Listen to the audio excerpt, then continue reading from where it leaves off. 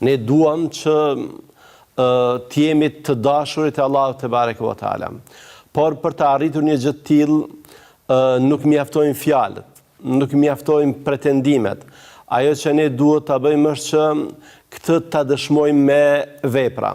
Pra ne e duam Allahun kur bëjmë vepra të mira dhe kur bëjmë vepra të mira, Allahu te bareke ve teala na do edhe neve. Nga se në Kur'an Allahu te bareke ve teala ka zhvlerësuar pretendimet e atyre që kanë thënë se e duan Allahun xhallahu ala, se madje janë të veçuarit e tij, se janë njerëzit e përzgjedhur të tij. Allahu te bareke ve teala ju ka thënë kësaj: Kul falime yu'adhibkum bi dhunubikum.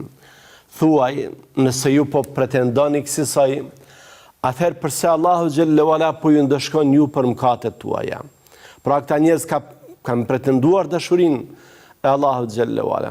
Mirë po nuk janë ndarë nga gjunat, nuk janë ndarë nga mëkatet. Prandaj edhe janë ndëshkuar. Fakti se kanë bërë mëkate tregon se dashuria e tyre ka qenë pretendim, pra fjalë rreme. Dhe fakti tjetër se Allahu xhallahu ala i ka ndëshkuar tregon se Allahu nuk i ka dashur. Allahu nuk i do mëkatarët, ata që e sfidojnë me gjunahe, ata që e teprojnë me gjunahe, ata që ngulin këmbë në gjunahe, ata që bëjnë krime të ndryshme, ata që madje edhe të dërguarit e Allahut te bareke ve teala i kanë vrarë e i kanë masakruar.